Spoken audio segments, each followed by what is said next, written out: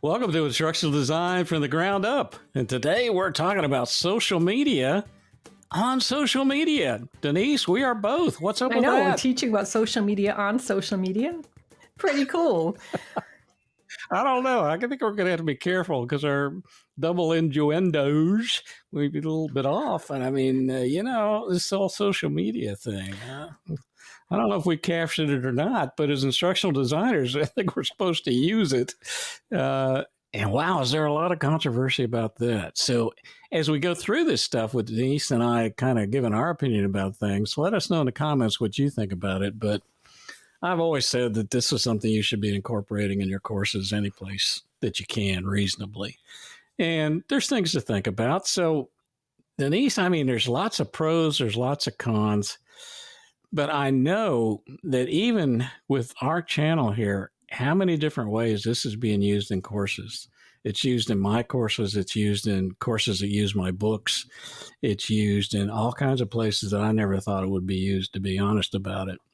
And I think if we get that kind of coverage and usefulness out of it on YouTube and Instagram, it has to say something about learning populations, about how we can use this. Absolutely. And I know that you put a post out a few weeks back, it might even be a month or so back, about social media, teaching with social media. And it got a lot of responses, and they were both pros and cons to it. And I think I was one of those that was feeling a little hesitant about teaching with social media. And it really is because I come from a moment in my time, a moment in my life where I'm trying to cut down on my use of social media because it gets in the way of my productivity.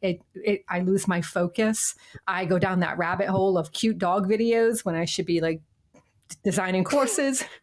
And I'm very guilty of that. And I can really get sucked into it. And before I know it, 2 hours of my life have disappeared, and I have nothing to show for it. But see, you just made the case. You just made the case for why it's so good for learning. Because if you do this the right way, if you make it engaging and you make it something more than reading a book or listening to a lecture, what you have in a learning and a cognition kind of an atmosphere is you don't even think about the fact that you're learning. Right. And you just pointed that out so well. And to me, that is the perfect positive. So use it for good or use it for evil or follow puppies, whatever you do with it. But I think what it says about learning is that it's a mechanism that's natural for a lot of people, especially depending on generations. My boomer generation, they're still back on Facebook with a cup of tea, I think most of them. But as a designer, I'm going to use it all the time, and I do use it all the time. And I think this channel has made the case for Absolutely. So, that all being said, what I said earlier about being hesitant, I was coming from a point of view where I worry about the younger generation and putting too much of social media in front of their face and being part of that problem. Yeah. And then you and a few other people in that post changed my mind reading through the comments because it's something that it's here. It's like Chat GPT. You can either refuse to accept it or embrace it and use it for its good. And it's the same thing here. Social media can be a horrendous thing, very negative if it's used that way. I mean, we're not going to be dancing on here and doing crazy things to get attention. We're not. Unless you want me. I think karaoke and some kind of, why not? Well, I have a microphone. Very easy to get. I digress. So for all of you watching this will be our last video. We'll just see how it goes. Well, let's think about some of the positives. So, I mean, a lot of ways you can use social media adjunct to the course. It doesn't have to be the delivery mechanism. Use it for discussion posts. Use it for things like learning objectives and delivering messages. And I know when I teach in class, in person, I use it all the time for don't forget we're doing this tonight, or make sure you bring this with you, or something like that. And there are all kinds of ways to actively engage. Conversations on here, especially if you make them private, which you can do. There's, creating community. So that's one of the things. So I teach a class at the Masonry Institute, and I taught using social media to teach to help add to your teaching. And that was one of the main takeaways from that class this year is everybody was really, really tuned into the idea of building community using social media through teaching. And so students are able to log on and be part of a discussion and create a place to come to discuss things and to share resources. That's another thing that's so wonderful about using social media is being able to easily share resources in an environment where people are already engaged. I mean, that's it. It's about full-time learning, real-time learning. The thing we talk about all the time now is micro learning. This is a micro learning monster. You can use this thing in 1, 2, 3 minute hops. And I'm telling you, with my folks in my PhD classes, you would think, oh no, we got to read 5,000 pages this week and then, post 17,000 words on this or that. And you know what? In 1 or 2 or 3 minutes with a micro module on social media, I can get across points if I have 10 of those or if I have 15 of those. And then they are taking it and using it in their work. And that's what's so exciting about this is we've now found a way to teach, which allows others to teach and share information, whatever they're trying to do with community or what have you. Absolutely.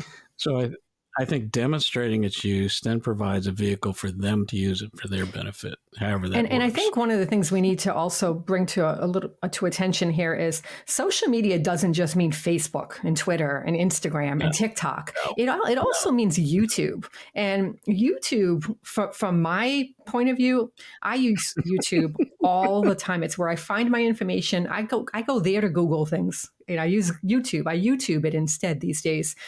I watch YouTube more than I watch any other medium in terms of, I don't watch television necessarily. I watch YouTube. And I love to teach small modules of information, small bits of information through modules on YouTube. So, I teach some writing on YouTube, and I teach a few of various different things about marketing and management and things like that on YouTube in micro modules. And on our channel, we also have created some micro modules and teach that way. So YouTube is a place that is considered social media that, I mean, there's so much that you can do with YouTube and micro learning and training and teaching.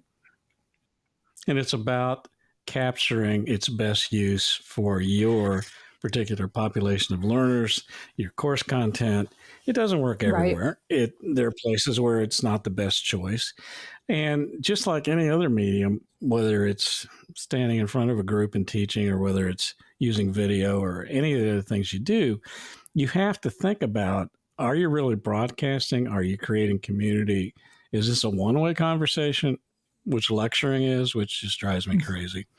Or is this creating an environment for there to be conversation?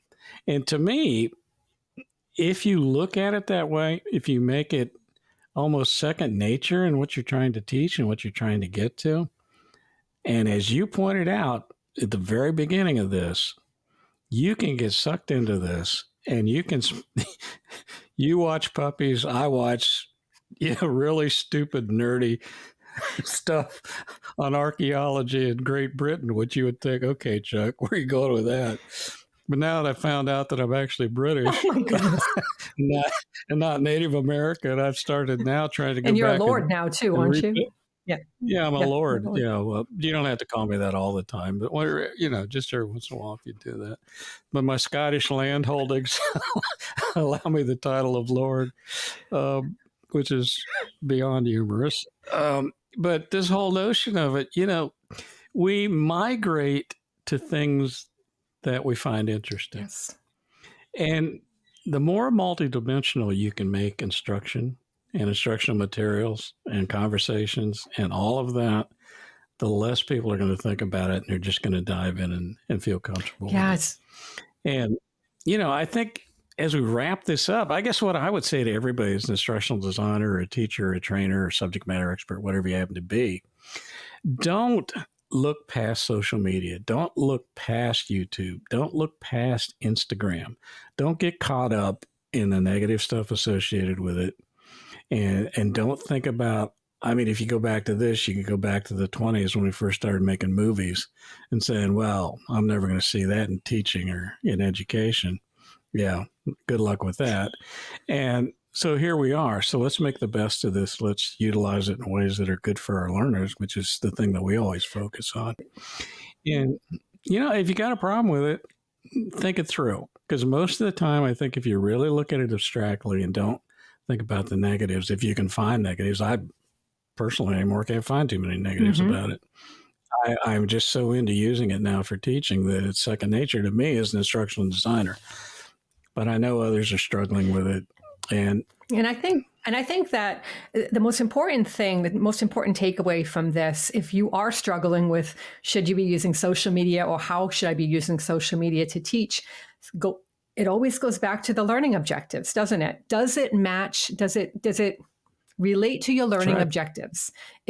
Are you connecting it to that? And if you can say yes to that, if you can find a way to connect how you're teaching, no matter what the medium, to your learning objectives, then you're going to have a lot more success, and your students are going to learn. They'll have that learning transfer that you're looking for, that mastery over the subject at hand. And so that's really, you're bringing value. That's another thing. Just make sure that whatever you're putting out there, you're doing it because you want to add value to your learners. And I think there's no better way than when you are engaging with them on a level where they are getting sucked into the rabbit hole of whatever it is you're teaching. So puppies, And the other thing, archaeology. from a design perspective, stay away from Denise's puppies. But the notion, the more abstract your course is, so if you're doing asynchronous and all people are doing is reading and posting, the more you can add a video component or a social media component, the more you break it up, the more you make it interesting. And remember, all this learning style stuff is garbage. So don't think about visual and auditory and all the rest of it, but think about medium in terms of flat medium and visual medium. And the fact that something that's moving and has a quality to it that you're used to with television or movies or whatever you enjoy. So now you move from just reading, which is pleasurable for many people, but it can be a tad dry in the academic world or in the training world. Think about how you spice that up a little bit, not to be entertaining, but to be educating. And give it a try. I mean, let us know in the comments what you think. If you think we're all wet, that's fine too. But let us know. And if you're the least bit hesitant, give it a try. Yeah. Give it a shot. And let us know how you made out. We'll be we here. will be here. So thanks so much for watching. Like the video if you found it helpful, and subscribe to the channel so that you get notified whenever we put new content out. Thanks so much. On social media. On social media, yes, of course. Bye, everyone.